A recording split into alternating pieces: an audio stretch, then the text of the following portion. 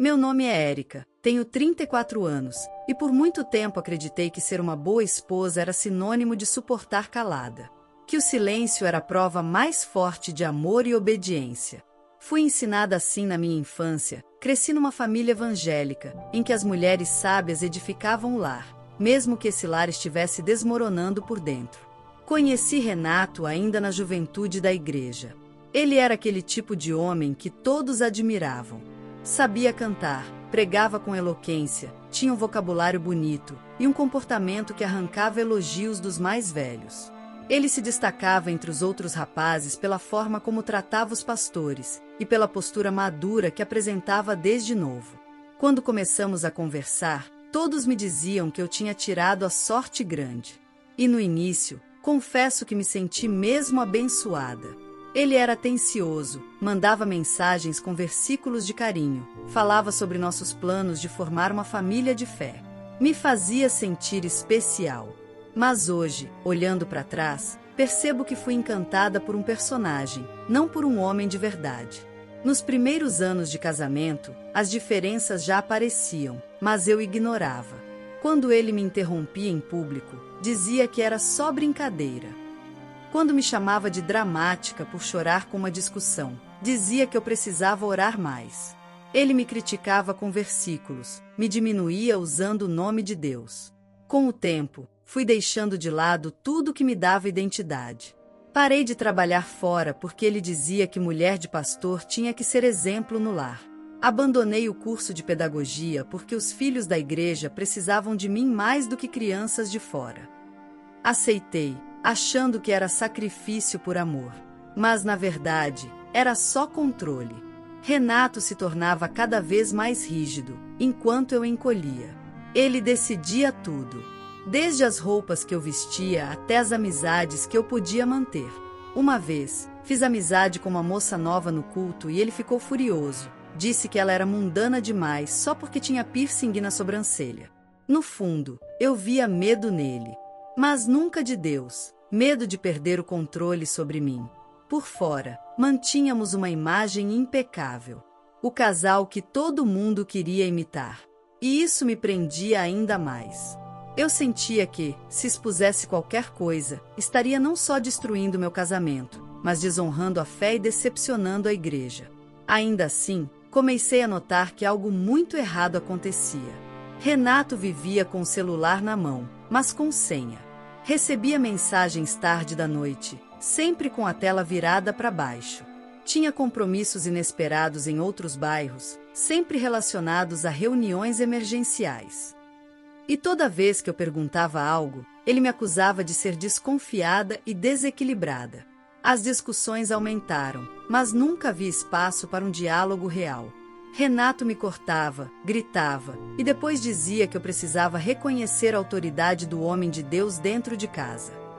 E mesmo machucada, eu engolia tudo, porque me ensinaram que casamento é para sempre e que Deus odeia o divórcio. A solidão virou minha única companhia.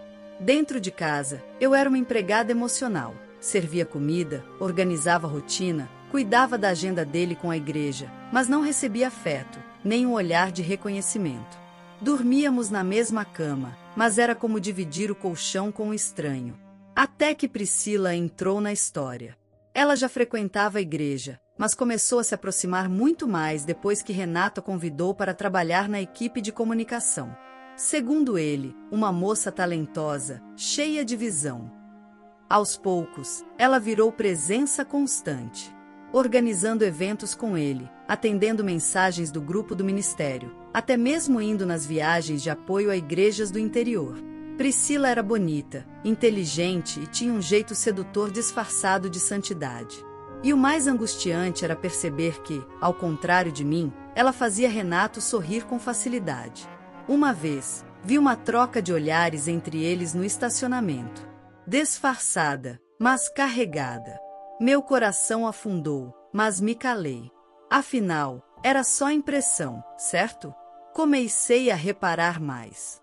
Eles se sentavam juntos nas reuniões. Saíam ao mesmo tempo. Até minha amiga mais próxima comentou: "Você não acha que a Priscila tá próxima demais do Renato?" Na hora, desconversei. Mas por dentro, algo já me corroía. As evidências começaram a se somar. Perfume feminino no carro dele. Uma nota de hotel dobrada no bolso da calça.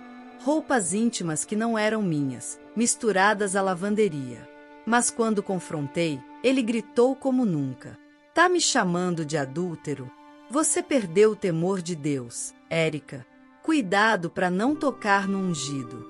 E eu, mesmo em pedaços, pedi desculpas. Com o tempo, parei de dormir. Acordava suando, com a cabeça cheia de suspeitas, tentando me convencer que tudo era coisa da minha mente. Mas a verdade já estava clara. A igreja toda sussurrava pelas costas. Só eu era a última a admitir o que acontecia bem diante dos meus olhos. Até que chegou o culto especial de casais. O tal culto que prometia renovar alianças, reatar lares e restaurar promessas. Renato seria um dos líderes da palavra final. Chegamos juntos, como sempre. Mas eu me sentia prestes a explodir. Durante a ministração, ele falava como se fosse o marido mais compassivo do mundo. Usava versículos sobre perdão, sobre amor que cobre multidões, sobre a importância de ouvir e acolher. E eu, sentada ao lado dele, tinha vontade de gritar. Aquilo era teatro. Mentira pura. Na última parte do culto, houve uma dinâmica. Os casais se levantariam e diriam em voz alta uma qualidade e um desafio no relacionamento.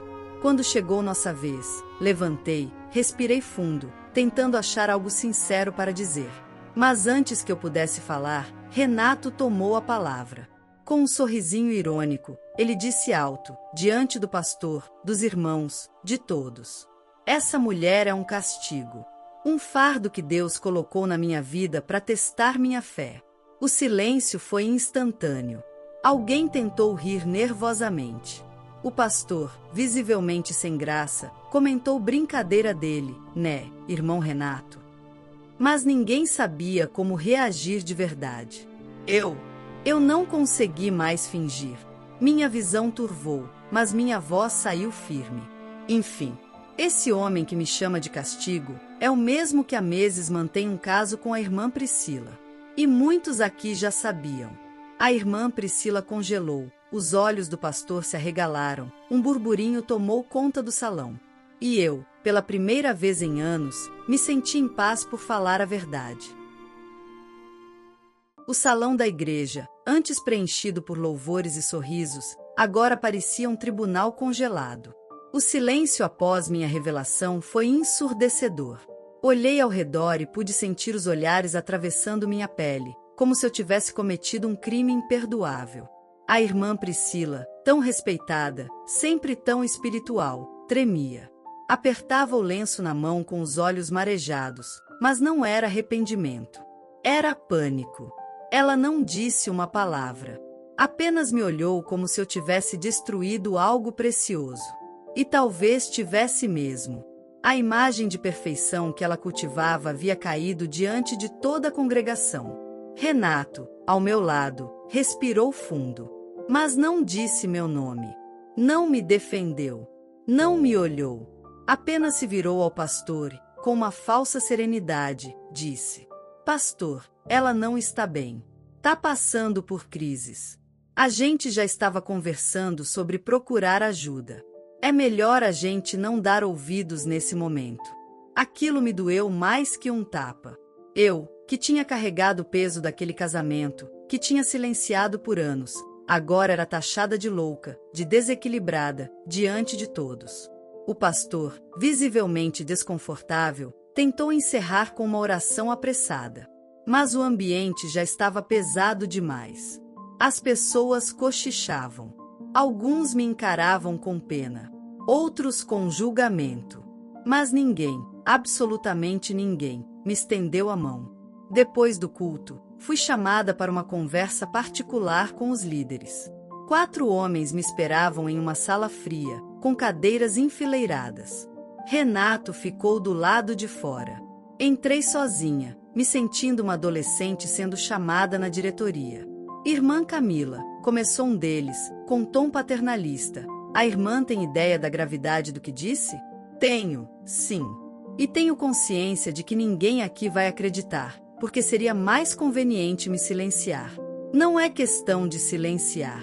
É que uma acusação como essa, sem provas, é perigosa. Priscila é uma serva dedicada. Renato é um homem de Deus. Senti um gosto amargo na boca. O que eu era então? Uma mulher descontrolada? Uma rebelde? Eles podem ser o que quiserem nas redes sociais. Eu vi. Eu senti. Não vim aqui para implorar que acreditem. Mas não vou mais me calar. A conversa terminou com frases vagas sobre oração, discernimento e a necessidade de resguardar o corpo da igreja de escândalos. Na prática, fui afastada de todas as funções. Do coral, do grupo de mulheres, da recepção. Sem aviso público. Apenas sumiram comigo. Meu WhatsApp silenciou. Fui retirada de grupos sem explicações. As poucas que ainda me cumprimentavam o faziam com constrangimento. Um dia, uma irmã me encontrou no mercado e murmurou: "Estou orando por você, viu? Mas não fale comigo aqui, por favor." Já me chamaram de cúmplice. Era isso que eu tinha virado. Um nome que ninguém mais queria dizer em voz alta. Em casa, a tortura continuava. Renato, longe dos olhos dos outros, se permitia ser quem era de verdade, indiferente, frio, debochado. "Você cavou sua cova. Agora dorme nela", ele disse certa vez, jogando a toalha molhada na cama que antes dividíamos. Ele dormia no sofá, saía de manhã sem dizer para onde ia, e voltava à tarde, às vezes com cheiro de perfume que não era meu. Às vezes nem voltava. Certa noite, cheguei em casa e a comida que eu havia deixado no fogão estava jogada no lixo. "Eu não como nada feito por mulher traidora", ele disse, sorrindo com escárnio. A solidão começou a me adoecer. Eu já não conseguia comer direito, dormia pouco, e passava horas encarando o teto, revivendo cada escolha, cada momento em que me calei para proteger um casamento que só existia para os outros. Foi num desses dias, depois de chorar no banheiro por quase uma hora, que me vesti e saí. Fui andar sem rumo, só para lembrar que o mundo ainda existia fora das paredes daquela prisão emocional. Foi assim que conheci Dona Elza. Sentada em um banco de praça, lendo sua Bíblia toda rabiscada, ela olhou para mim e disse: "Tá doendo muito, né?" Eu apenas balancei a cabeça, sem entender como ela sabia. Eu também já fui mulher de pastor. Já fui acusada, expulsa, humilhada. Mas Deus não se cala para sempre, filha. Conversamos por horas. Ela não me julgou. Não me pediu provas. Apenas ouviu. Me deu um lenço, um abraço e palavras que nenhuma oração repetida tinha conseguido me dar. Deus não defende mentiras, mesmo que estejam no púlpito. Voltei para casa naquela noite me sentindo menos sozinha. Mas Renato não gostou do meu semblante mais firme. Era como se ele sentisse que eu estava recuperando algo que ele preferia ver enterrado, minha dignidade. E então ele passou a me provocar ainda mais. Deixava o celular destravado em cima da mesa, com mensagens como "te amo" de remetente salvo como P do louvor. Era sutil, mas cruel. Como quem dizia: "Eu posso. E ninguém vai fazer nada." Até que veio o golpe final. Numa noite fria, após mais uma discussão, ele começou a arrumar a mochila. Colocou 2 mudas de roupa, o notebook, a Bíblia. "Vai sair?" Perguntei, já sabendo a resposta. "Tô indo para casa da mulher que me entende." Me ajoelhei no chão. Não por ele, mas porque meu coração ainda esperava que restasse algo. Algum traço de humanidade. Uma lembrança do amor que um dia existiu. "Por favor, não vá. Não assim. Não sem tentar." Ele me olhou de cima, com desprezo. Um olhar vazio. "Você devia ter se ajoelhado antes. Agora é tarde. Você não é mais mulher para mim. É um castigo." E saiu, deixando a porta aberta, deixando um silêncio ainda mais cruel atrás de si. Mas o que ele não sabia era que o que viria depois dessa porta aberta seria o início do meu renascimento. Naquela noite, depois de ouvir da boca do homem com quem dividi anos da minha vida que eu era um castigo, permaneci ali, ajoelhada no meio da sala vazia, encarando a porta entreaberta por onde ele saiu, com o som do portão batendo ao fundo como o ponto final de tudo que um dia fui para ele. Meus joelhos doíam, o chão estava frio, e mesmo assim, eu não conseguia me mover. Senti uma dor quase física no peito, como se algo estivesse rasgando por dentro. Mas ali, naquele silêncio profundo da madrugada, uma nova consciência começou a brotar dentro de mim. Eu não tinha mais nada a perder, e talvez esse fosse meu verdadeiro ponto de partida. Na manhã seguinte, vesti a mesma roupa da noite anterior. Ainda havia cheiro dele na blusa. Mas em vez de desabar novamente, peguei o celular e mandei uma única mensagem para mim mesma: nunca mais se ajoelhe por quem te diminui.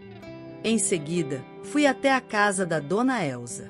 Quando ela abriu a porta e me viu daquele jeito, abatida, desidratada, sem cor, não me fez perguntas.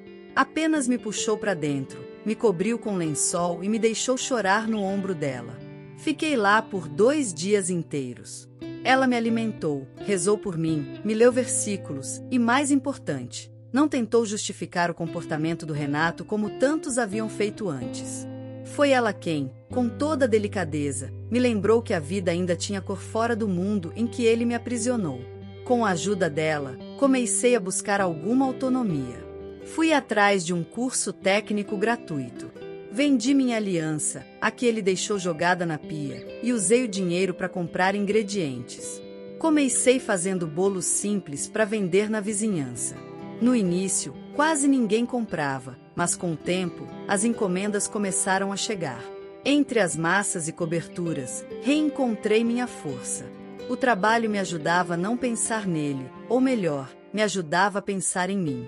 E a cada elogio, a cada cliente que voltava, era como se eu costurasse mais um pedaço da minha autoestima. Enquanto eu renascia aos poucos, ouvi que ele e Priscila haviam se separado. Disseram que ele estava morando de favor com o irmão da igreja, mas logo foi expulso por desentendimentos. Depois, disseram que ele tentou voltar com a ex-esposa anterior a mim. O ciclo se repetia. Ele não mudava. Até que um dia, recebi uma ligação inesperada. Era o pastor Ademar. Sua voz estava calma, mas firme. Irmã Camila, sei que já passou por muita dor, mas gostaríamos de conversar. A liderança decidiu realizar uma reunião aberta. Há assuntos sérios envolvendo o irmão Renato. Seria importante ouvir sua voz. Eu hesitei. Era como voltar à cena do crime. Mas algo dentro de mim me dizia que eu precisava encarar. Não por vingança, mas por justiça. Chegando à igreja, vi rostos que outrora me viraram as costas. Alguns com vergonha, outros fingindo naturalidade. Entrei com passos firmes. Usava um vestido azul que eu mesma tinha ajustado, o cabelo preso com um lenço que Dona Elza me deu, e nenhuma maquiagem, exceto a serenidade no olhar. Renato já estava lá, sentado ao lado de Priscila, que agora parecia uma sombra do que já foi. Ele sorriu debochado quando me viu, mas desviou o olhar ao notar que eu não me abalei. A reunião começou. O pastor fez uma breve oração e então abriu espaço para falas. Renato se adiantou, como sempre fazia. Eu tentei. Juro que tentei manter meu casamento. Mas a Camila olhou para mim com desdém. Era um peso. Uma mulher difícil. Um castigo. A presença dela apagava meu espírito. As palavras foram ditas com frieza. E, por um instante, os rostos se voltaram para mim, esperando minha reação. Eu me levantei. Obrigada por me dar a palavra. Já que estamos num ambiente de fé, onde a verdade é sagrada, quero contar a parte que nunca foi ouvida. Respirei fundo. 3 anos atrás, tive uma crise emocional. Desmaiei em casa e fui parar no hospital. Acham que Renato ficou ao meu lado? Não. Ele estava na casa de Priscila. E não estavam orando. A igreja silenciou. Um leve murmúrio percorreu os bancos. E não foi suposição. Eu sei porque ela mesma ligou pro meu número achando que era o dele. Disse que ele havia esquecido o relógio. Ela perguntou se ele voltaria para terminar o que começaram. Priscila arregalou os olhos. Renato tentou cortar. Mentira! Você está inventando isso agora. Eu guardei o print. E o relógio? Está na caixa onde enterrei tudo que sobrou de você. O pastor pediu silêncio. Ninguém mais ousava defender Renato. Vários rostos familiares se voltaram para mim com vergonha no olhar. Uma jovem do grupo de louvor começou a chorar. Depois soube que ela também havia sido assediada por ele. E não foi a única. Naquela noite, a liderança decidiu afastá-lo por tempo indeterminado. Abriram uma investigação interna. Priscila deixou a igreja pouco tempo depois. E Renato, ninguém mais quis saber dele. Saí dali sem lágrimas. Pela primeira vez em muito tempo, senti a paz. Deixei as pedras que jogaram em mim no mesmo altar onde tantas vezes orei por socorro. 2 anos depois, minha loja de bolos estava prosperando. Empregava 2 mulheres, ambas vítimas de relacionamentos abusivos. Transformamos a dor em massa doce, em recheios cheios de superação. Um dia, uma jovem entrou na loja, hesitante. Você é a Camila? Aquela da igreja? Fui, sim. Queria te agradecer. Sua coragem me impediu de cair na mesma armadilha. Ele me procurava também. Ela saiu com lágrimas nos olhos. E eu? Ajoelhei naquele dia. Mas não para ninguém. Ajoelhei para agradecer por ter sobrevivido. Hoje, ninguém me chama de castigo. Mas se ainda ousarem, que seja o castigo de um sistema que achava que eu ia continuar calada. A história de hoje chegou ao fim.